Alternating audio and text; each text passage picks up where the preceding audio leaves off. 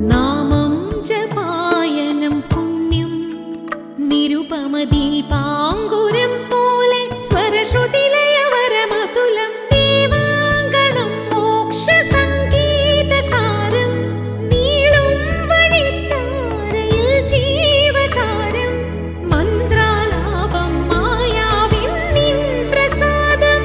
ദീപം ദീപം ദീപം. ഏവർക്കും സന്ധ്യാദീപത്തിലേക്ക് സ്വാഗതം.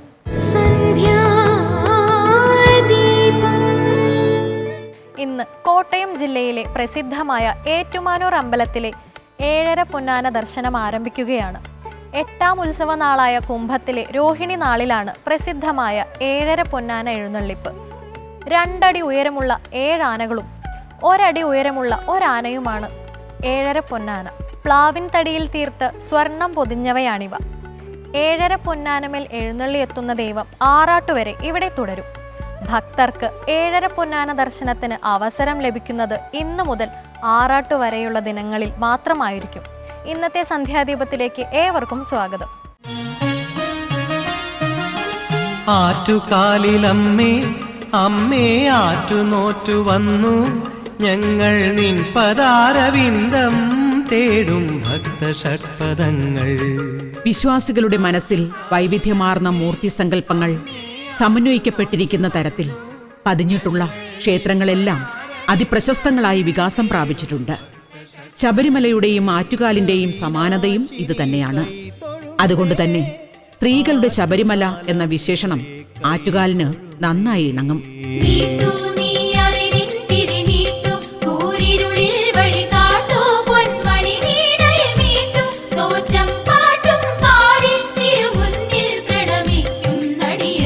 പ്രാചീന ദ്രാവിഡ ശാക്തേയ സമ്പ്രദായങ്ങളിലെ മുഖ്യ ആരാധനാമൂർത്തിയാണ് ഭദ്രകാളി. പഴയകാലത്ത് ഒരു കാവ് നിലനിന്നിരുന്ന പ്രദേശമായതുകൊണ്ട് തന്നെ ഇവിടുത്തെ ആരാധനാമൂർത്തിയും കാളി തന്നെയാണ്. ഈ ആരാധനാലയം ഒരു ക്ഷേത്ര സങ്കല്പത്തിലേക്ക് വികാസം പ്രാപിച്ചപ്പോഴും വേതാളത്തിന്റെ പുറത്തിരിക്കുന്ന ദേവതാ സങ്കല്പമാണ് ഇവിടെ. ധ്യാന ശ്ലോകങ്ങൾ പ്രകാരം വേതാള കണ്ഠസ്ഥിതയായിരിക്കുന്നത് ഭദ്രകാളി തന്നെയാണ്. കണ്ണകി ചരിതത്തിലൂടെ വാഴ്ത്തപ്പെടുന്ന കണ്ണകിയാകട്ടെ ഭദ്രകാളിയുടെ തന്നെ അവതാരമാണെന്ന് തോറ്റംപാട്ട് നമ്മെ ഓർമ്മപ്പെടുത്തുന്നു. എന്നാൽ ശാന്തസ്വരൂപിണിയും മംഗളകാരിണിയുമാണ് ആറ്റുകാലമ്മ എന്നാണ് വിശ്വാസം. ആപാദം കൂപ്പുന്നേ കൃപയേകിടണേ ആറ്റുകാലമ്മയെ കൈതൊഴുന്നേ. തിരുവനന്തപുരം നിവാസികൾക്ക് സ്നേഹസ്വരൂപിണിയായ അമ്മയാണ് ആറ്റുകാലമ്മ. കാളിസങ്കല്പത്തിലെ രൗദ്രഭാവങ്ങളെല്ലാം അവരുടെ മനസ്സിലെ ഭക്തിയിൽ ലയിച്ചില്ലാതായിരിക്കുന്നു. ശ്രീപാർവതിയുടെ തന്നെ കരാളിമ പൂണ്ട രൂപമാണ് കാളി എന്ന് പുരാണങ്ങളിൽ കാണുന്നതിനാലാവണം ഗൗരിയായും നാരായണിയായുമെല്ലാം ആറ്റുകാലമ്മ വാഴ്ത്തപ്പെടുന്നത്. അത്തരം വീക്ഷണത്തിൽ ശക്തി സ്വരൂപിണിയായ ആദിപരാശക്തിയും പാർവതിയുമാണ് ആറ്റുകാലമ്മ. സ്ത്രീശക്തിയുടെ പ്രതീകമായ അമ്മ എന്ന നിലയിലാണ് സ്ത്രീകളുടെ മഹോത്സവമായി ഇത് മാറുന്നത്. അതുകൊണ്ട് തന്നെ ആറ്റുകാലമ്മ ശ്രീഭദ്രകാളിയാണ്, കണ്ണകിയാണ്, കൊറ്റവൈ എന്ന പ്രാചീന ദേവതയാണ്. ശരണ്യയും ത്രയംബകയും ഗൗരിയുമായ പ്രപഞ്ചമഹാശക്തിയുടെ സന്നിധി കൂടിയാണ് ഈ പുണ്യഭൂമി. ആറ്റുകാലിലമ്മേ അമ്മേ ആറ്റുനോറ്റു വന്നു ഞങ്ങൾ നിൻ പദാരവിന്ദം തേടും ഭക്തഷഡ്പദങ്ങൾ. മന്ത്രോച്ചാരണത്തിന് മുന്നേ ഋഷി, ഛന്ദസ്, ദേവത, ധ്യാനം എന്നിവ അറിയേണ്ടതുണ്ട്. ദേവതയുടെ കൃത്യമായ രൂപഭാവങ്ങൾ അറിയുന്ന ധ്യാനം ശ്ലോകം ചൊല്ലി ആ ഭാവത്തിൽ ദേവതയെ മനസ്സിലുറപ്പിച്ച് വേണം മന്ത്രം ചൊല്ലാൻ. എന്നാൽ ഇത്തരം നിയമാവലികളൊന്നുമില്ലാതെ ഭക്തിപൂർവം ഏത് നാമം ജപിച്ചാലും ഈശ്വരാനുഗ്രഹം ലഭിക്കുക തന്നെ ചെയ്യും. ഏത് വേണമെന്ന് നമുക്ക് തിരഞ്ഞെടുക്കാം. ഇന്നത്തെ സന്ധ്യാനാമം കേൾക്കാം.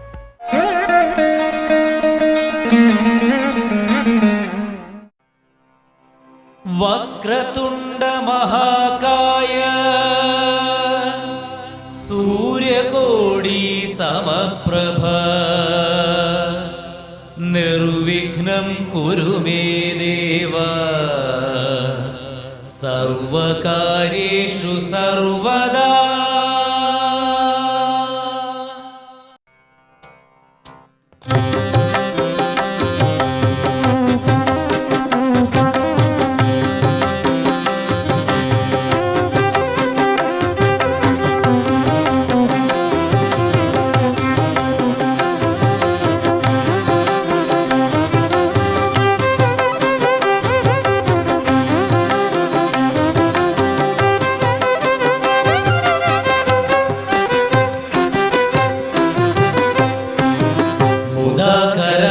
മോദകം സദാ വിമുക്തി സാധകം കലാധരാവതംസകം വിലാസി ലോകരക്ഷകം ആനായകൈകനായകം വിനാശിദേവദൈത്യകം നരാശുഭാശുനാശകം നമാമി തം വിനായകം നമാമി തം വിനായകം.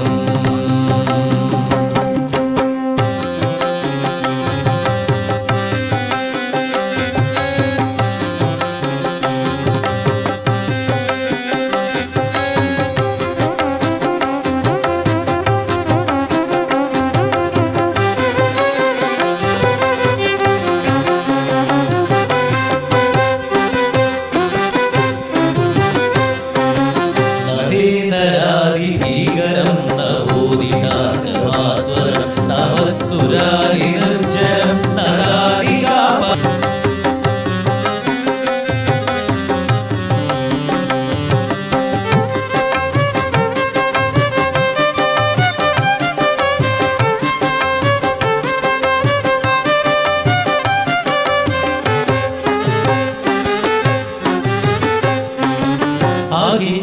അകിഞ്ചനാദിമാർജനം ചിരന്തരോക്തിഭാജനം പുരാരി പൂർവനന്ദനം സുരാരി ഗർവചർവണം പ്രപഞ്ചനാശഭീഷണം ധനഞ്ജയാദിഭൂഷണം കപോലദാനവാരണം അജേ പുരാണവാരണം അജേ പുരാണവാരണം.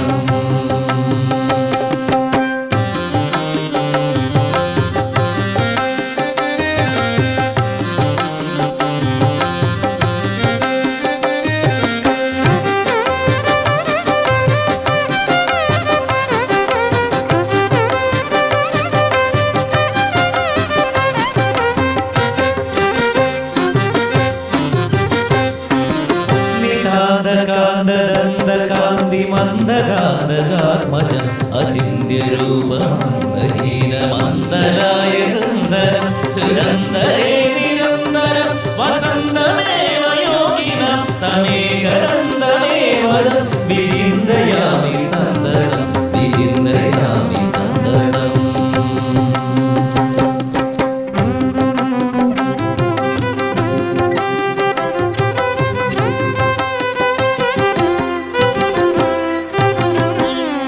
കേട്ടേറ്റും കരളിലും കൊട്ടാരക്കരയിലും കെട്ടുപിണഞ്ഞിടും ഇടത്തൊക്കെയും വാതിൽ കൊട്ടിയടഞ്ഞിടും ഇടത്തൊക്കെയും. കേട്ടേറ്റും കരളിലും കൊട്ടാരക്കരയിലും കെട്ടുപിണഞ്ഞിടും ഇടത്തൊക്കെയും വാതിൽ കൊട്ടിയടഞ്ഞിടും ഇടത്തൊക്കെയും.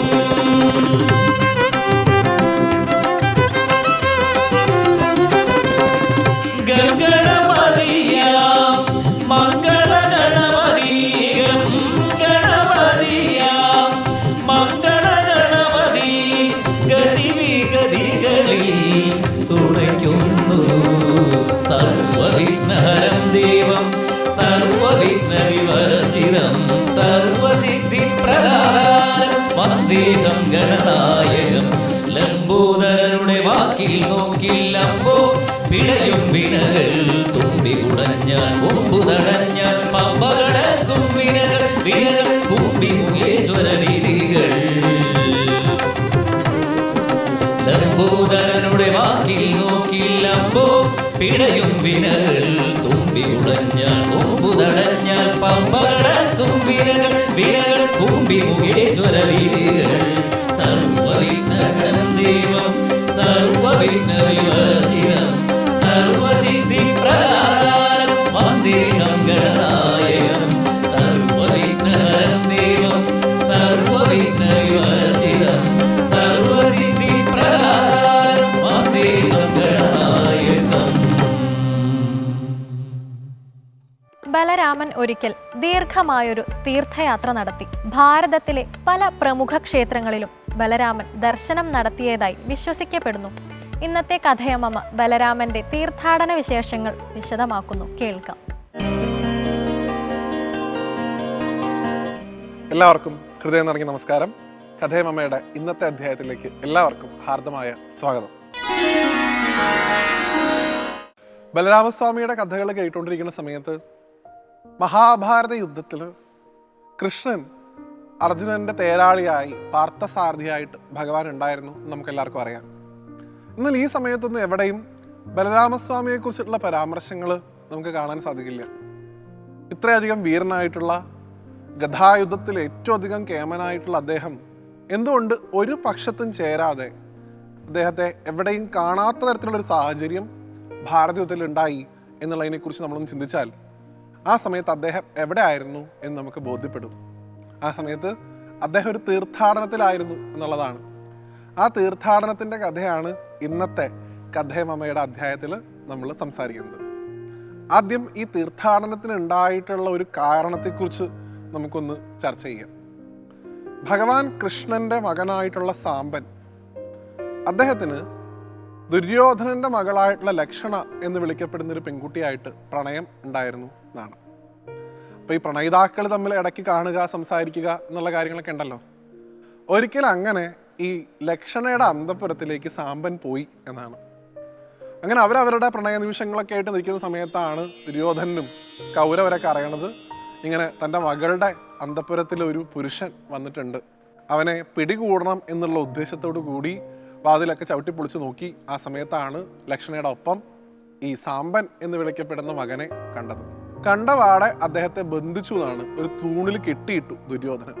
ഇനി നിന്നെ അഴിച്ചു വിടണം എന്നുണ്ടെങ്കിൽ എനിക്ക് തോന്നട്ടെ എന്നുള്ള ഒരു വലിയ വീരവാദമൊക്കെ അദ്ദേഹം അവിടെ വെച്ച് പുറപ്പെടുവിക്കുകയൊക്കെ ചെയ്തു. ഇങ്ങനെ ഭഗവാന്റെ മകനെ, അതായത് ശ്രീകൃഷ്ണന്റെ മകനെ അവിടെ കൗരവര് ബന്ധിച്ചിട്ടുണ്ട് എന്നുള്ള കാര്യം ദ്വാരകയിൽ അറിഞ്ഞു. അപ്പൊ കൃഷ്ണൻ സ്വയം വിചാരിച്ചു, എന്നാൽ പിന്നെ ഞാൻ തന്നെ പോയി മകനെ മോചിപ്പിക്കാം എന്നൊക്കെ കരുതി ഭഗവാൻ തൻ്റെ സഭയായിട്ടുള്ള സുധർമ്മയിൽ നിന്ന് എണീറ്റ് ദാരുകനോട് രഥമൊക്കെ തയ്യാറാക്കാൻ വേണ്ടി പറഞ്ഞു. ആ സമയത്താണ് ഒരാൾ അത്യധികം ക്രോധത്തോടു കൂടി അങ്ങോട്ട് എണീറ്റ്, ഇതിന് കൃഷ്ണനൊന്നും പോകേണ്ട ആവശ്യമില്ല, ഇതിന് ഞാൻ ഒറ്റയ്ക്ക് മതി എന്നുള്ള ഒരു ഭാവത്തോടു കൂടി ഭഗവാനെ പോകാൻ അനുവദിക്കാതെ തൻ്റെ ആയുധമായിട്ടുള്ള കലപ്പയെടുത്ത് ഹസ്തിനപുരിയിലേക്ക് ബലഭദ്രസ്വാമി ഒറ്റയ്ക്ക്, യാദവന്മാരുടെ ഒരു സൈന്യവും ഇല്ലാതെ, ഏറ്റവും കേമപ്പെട്ട നാരായണസേന ഇല്ലാതെ അദ്ദേഹം ഒരേ ഒരാളായിട്ട് ഹസ്തിനപുരിയിലേക്ക് കയറി ചെന്ന് മര്യാദയുടെ ഭാഷയിൽ ആദ്യം സംസാരിച്ചു. ഹസ്തിനപുരിയിലേക്ക് ചെന്ന സമയത്ത് ബലഭദ്രസ്വാമിക്ക് വലിയ സ്വീകരണമൊക്കെ കിട്ടി. കാരണം ദുര്യോധനന് വലിയ ആദരവാണ് ബലഭദ്രസ്വാമിയോട്. പക്ഷേ ഈ കൃഷ്ണൻ എന്ന് പറയുന്ന ആളോട് തീരെ താല്പര്യമില്ലല്ലോ. കൃഷ്ണന്റെ മകനോട് അതുകൊണ്ട് തന്നെ തീരെ താല്പര്യമില്ല താനും. അതുകൊണ്ട് ഈ സാമ്പൻ എന്ന് വിളിക്കപ്പെടുന്ന കുട്ടിക്ക് ഒരു കാരണവശാലും തൻ്റെ മകളെ വിവാഹം കഴിച്ചു കൊടുക്കില്ല എന്ന് ദുര്യോധനൻ പറയുകയും ചെയ്തു. കുറേ തവണയൊക്കെ ബലരാമസ്വാമി തൻ്റെ ഉള്ളിലുള്ള ആ കോപമൊക്കെ അടക്കി പിടിച്ചുകൊണ്ട് നല്ല രീതിയിലൊക്കെ സംസാരിച്ച് നോക്കി. പക്ഷെ ദുര്യോധനൻ ഒരു തരത്തിലും വശപ്പെടില്ല എന്ന് മനസ്സിലാക്കിയ സമയത്ത് തൻ്റെ ഉള്ളിലുള്ള ആ ആദിശേഷനാണ് അല്ലേ, ഒരു സർപ്പത്തിൻ്റെ സ്വഭാവം അദ്ദേഹത്തിനുണ്ട്. ആ സർപ്പ സ്വഭാവം അങ്ങോട്ട് പുറത്തു വന്നു എന്നാണ്. തൻ്റെ കയ്യിലുള്ള ആ വലിയ ആ കലപ്പ അങ്ങോട്ട് എടുത്ത് അദ്ദേഹം ഹസ്തിനപുരിയിൽ ആഞ്ഞു വെട്ടി അതിനെ എടുത്ത് നദിയിലും സമുദ്രത്തിലേക്കും വലിച്ചിടാൻ ശ്രമിച്ചു എന്നാണ്. ഒറ്റയ്ക്ക് ഹസ്തിനപുരി മുഴുവൻ വെള്ളത്തിൽ പോവും എന്നുള്ള ലക്ഷണം കണ്ടപ്പോൾ ദുര്യോധനൻ വന്ന് കാലു പിടിച്ചു. അങ്ങ് പറയുന്നത് പോലെ ഇവളെ വിവാഹം കഴിച്ചു കൊടുത്തോളാം എന്ന് സമ്മതിക്കുകയും ചെയ്തു എന്നാണ്.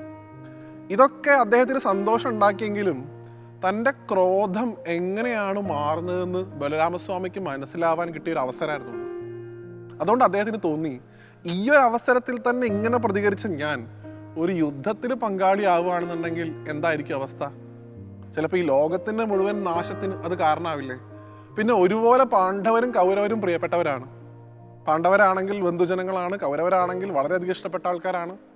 അപ്പം രണ്ട് ഭാഗത്തും നിൽക്കാതിരിക്കുന്നതാണ് നല്ലത് എന്ന് കരുതി തൻ്റെ ക്രോധത്തെ ഒന്ന് നന്നാക്കി മെരിക്കണം എന്നുള്ള ഉദ്ദേശത്തോടു കൂടി അദ്ദേഹം തീർത്ഥാടനത്തിന് പോയി എന്നാണ്. അങ്ങനെ തീർത്ഥാടനത്തിൽ അദ്ദേഹം പല സ്ഥലങ്ങളും സന്ദർശിക്കുന്നുണ്ട്. അങ്ങനെ സഞ്ചരിച്ച് അദ്ദേഹം നൈമിഷാരണ്യം എന്ന് വിളിക്കപ്പെടുന്ന സ്ഥലത്തെത്തി. ഇവിടെയാണ് ഈ പുരാണ കഥാകഥനമൊക്കെ നടക്കുക. അവിടെ നൈമിഷാരണ്യത്തിലെത്തിയപ്പോൾ അവിടെ പുരാണം കേട്ടുകൊണ്ടിരുന്ന ആൾക്കാരൊക്കെ ഇദ്ദേഹത്തെ കണ്ടപ്പോൾ നമസ്കരിച്ചു. കാരണം വന്നിരിക്കുന്നത് കൃഷ്ണന്റെ ഏട്ടനാണ്, ബലരാമനാണ്, ആദിശേഷനാണ്, നാരായണന്റെ തന്നെ അംശാവതാരാണ്. അപ്പം അദ്ദേഹത്തെ നമസ്കരിക്കുക എന്നുള്ളതാണ്. എന്നാൽ ഒരാൾ മാത്രം എണീറ്റില്ല അത്രേ. ആരാ എണീക്കാതിരുന്നത്? അവിടെ കഥ പറഞ്ഞുകൊണ്ടിരുന്നിരുന്ന സൂതൻ എന്ന് വിളിക്കപ്പെടുന്ന, രോമാർഷൻ എന്ന് വിളിക്കപ്പെടുന്ന കഥ പറഞ്ഞുകൊണ്ടിരുന്നിരുന്ന ആൾ മാത്രം എണീറ്റില്ല, ബഹുമാനിച്ചില്ല. സൂതൻ അവിടെ തന്നെ ഇരുന്നു എന്നാണ്. കാരണം കഥ പറയണ സ്ഥാനത്ത് വന്നിരുന്നു കഴിഞ്ഞാൽ അത് ബ്രഹ്മപീഠാണ്, വ്യാസപീഠാണ്. ഇവിടെ ഇരിക്കുന്ന ആൾക്കാരെ ബാക്കിയുള്ളവർ ബഹുമാനിക്കുക എന്നുള്ളതല്ലാതെ നമ്മളായിട്ട് ആരും എണീറ്റ് ബഹുമാനിക്കേണ്ട ആവശ്യമില്ല എന്നായിരുന്നു അദ്ദേഹത്തിൻ്റെ പക്ഷം. എന്നാൽ ബലരാമസ്വാമിക്കാവട്ടെ അതിയായിട്ടുള്ള കോപം വന്നു. താൻ ആരാണെന്ന് മനസ്സിലായിട്ടും താൻ ആദിശേഷനാണെന്ന് അറിഞ്ഞിട്ടും തന്നെ ബഹുമാനിക്കാൻ ഈ സൂതന് കഴിയില്ലേ, എന്നാൽ ഇദ്ദേഹത്തെ ഒരു പാഠം പഠിപ്പിച്ചിട്ട് തന്നെ കാര്യം എന്ന് കരുതി അദ്ദേഹം ആയുധം ഉപയോഗിക്കാൻ പോയില്ല. കാരണം അദ്ദേഹം പ്രതിജ്ഞ ചെയ്തിരുന്നു ഈ തീർത്ഥാടന കാലത്ത് ആയുധം അങ്ങനെ ഉപയോഗിക്കില്ല എന്നാണ്. അപ്പം അവിടെ കണ്ടിരുന്ന ദർഭപ്പുല്ലെടുത്ത് ജപിച്ച് സൂതന് നേരെ എറിയുകയും സൂതൻ്റെ തല വെട്ടിക്കളയുകയും ചെയ്തു എന്നാണ്.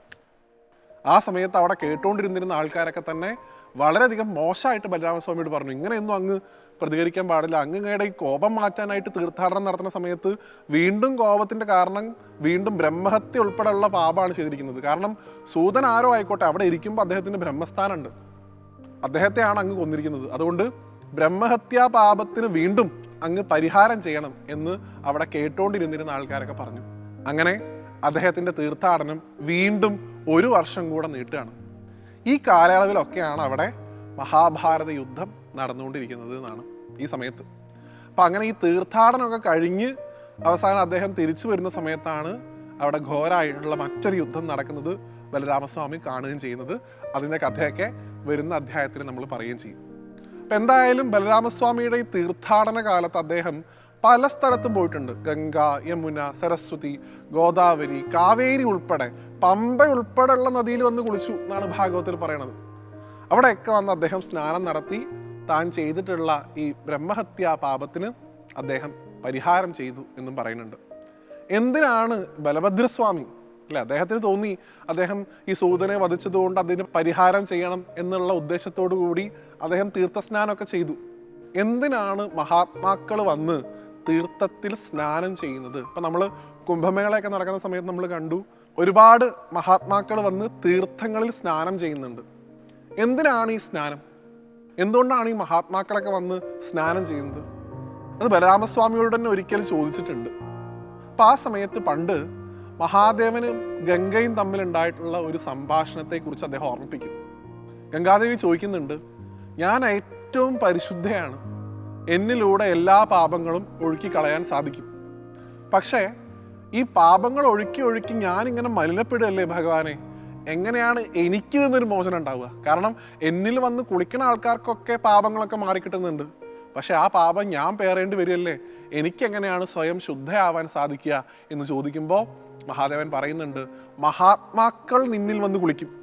ഈ പാപികളായിട്ടുള്ള ആൾക്കാർ മാത്രമല്ല, നല്ല സജ്ജനങ്ങളും നിന്നിൽ വന്ന് കുളിക്കും. അപ്പം അവരുടെ പുണ്യം കൊണ്ട് നീ പരിശുദ്ധയായിത്തീരുന്ന. അപ്പം എന്തിനാണ് മഹാത്മാക്കൾ വന്ന് പുണ്യസ്നാനഘട്ടങ്ങളിൽ സ്നാനം ചെയ്യുന്നത്?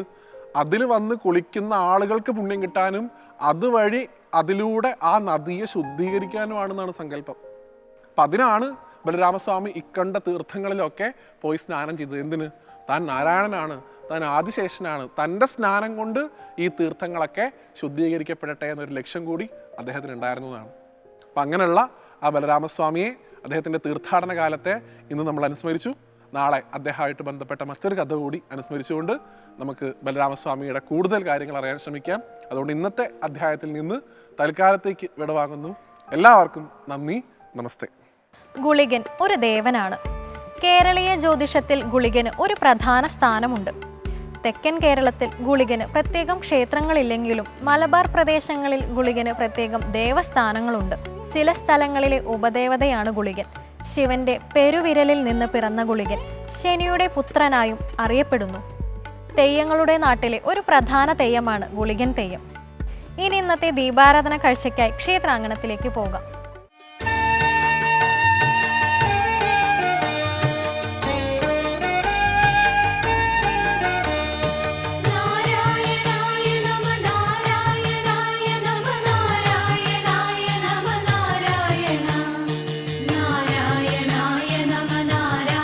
ഇത് രാമന്തളി ശങ്കരനാരായണ ക്ഷേത്രം. നിരുപമ മാഹാത്മ്യത്തിൻ്റെയും അനുപമ ചൈതന്യത്തിൻ്റെയും നിത്യപൂർണിമയിൽ പരിലസിക്കുന്ന ഏഴിമല താഴ്വരയിലെ മഹാക്ഷേത്രമത്രേ രാമന്തളി ശങ്കരനാരായണ ക്ഷേത്രം.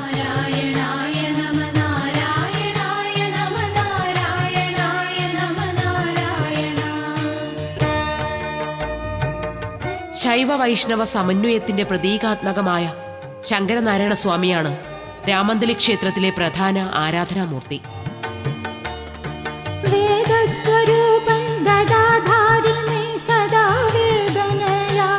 ശിവനും വിഷ്ണുവും തമ്മിലുള്ള ഐക്യത്തെ കാണിക്കുന്ന രണ്ട് മൂർത്തികളാണ് ശാസ്താവും ശങ്കരനാരായണനും.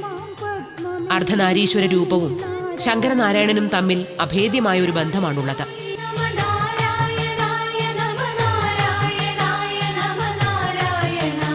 അർദ്ധനാരീശ്വരന്റെ മറ്റൊരു രൂപമത്രേ ശങ്കരനാരായണൻ. അർദ്ധനാരീശ്വര രൂപത്തിലെ പാർവതിയുടെ രൂപം മഹാവിഷ്ണുവായി മാറുമ്പോഴാണ് ശങ്കരനാരായണനാകുന്നത്. പ്രപഞ്ചത്തിൽ പുരുഷനെയും പ്രകൃതിയെയും പിരിക്കുവാൻ സാധ്യമല്ലെന്ന തത്വമാണ് അർദ്ധനാരീശ്വര രൂപം കുറിക്കുന്നത്. ശിവനും വിഷ്ണുവും ഒന്നാണെന്നും ശിവനിൽ വിഷ്ണുവും വിഷ്ണുവിൽ ശിവനും ഉണ്ടെന്നുമാണ് വാമന പുരാണ പ്രതിപാദ്യം.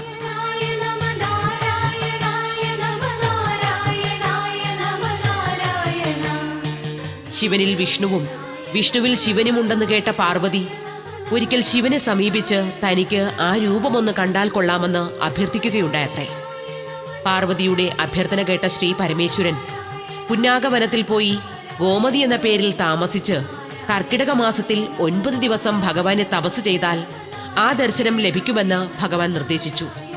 അതനുസരിച്ച് ഭഗവതി പുന്നാഗവനത്തിൽ പോയി തപസ് ചെയ്തു.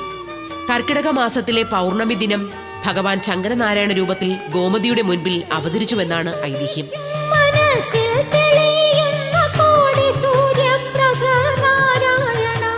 സഹനത്തിന്റെയും പ്രതികാരത്തിന്റെയും കഥ പറയുന്ന 14-ാം നൂറ്റാണ്ടിൽ എഴുതപ്പെട്ടതെന്ന് വിശ്വസിക്കുന്ന പയ്യന്നൂർ പാട്ടെന്ന നീലകേശി പാട്ടിൽ രാമന്തളി ക്ഷേത്രത്തെപ്പറ്റി പ്രതിപാദിക്കുന്നതായി പഴമക്കാർ പറയുന്നു. 6ഓളം വിവാഹം ചെയ്തിട്ടും കുട്ടികളില്ലാത്തതിനാൽ തൃശൂരിലുള്ള സമ്പന്നവും കുലീനവുമായ തറവാട്ടിൽ ജനിച്ച നീലകേശി എന്ന യുവതി നിരാശയായി ഈ ക്ഷേത്രത്തിന് സമീപമുള്ള കച്ചിൽ പട്ടണം എന്ന തുറമുഖത്ത് വന്നിറങ്ങുകയും പ്രദേശത്തെ പ്രമുഖ വ്യാപാരിയായ നമ്പുചെട്ടിയെ വിവാഹം ചെയ്യുകയും ചെയ്തു.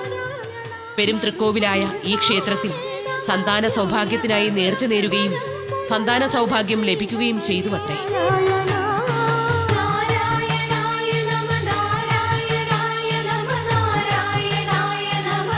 രാമന്തളി ക്ഷേത്രത്തിലെ നാലമ്പലത്തിനുള്ളിൽ സ്വയം വളർന്നുണ്ടാകുന്ന കദളിവാഴകൾ ഇവിടുത്തെ ഒരു സവിശേഷതയത്രേ.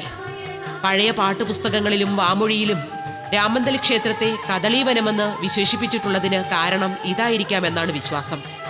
ക്ഷേത്രത്തിൽ അർച്ചനയ്ക്കുള്ള കദളിപ്പഴം നാലമ്പലത്തിനുള്ളിൽ എല്ലാ സമയത്തും ഉണ്ടാകാറുള്ളത് വളരെ ശ്രദ്ധേയമാണ്.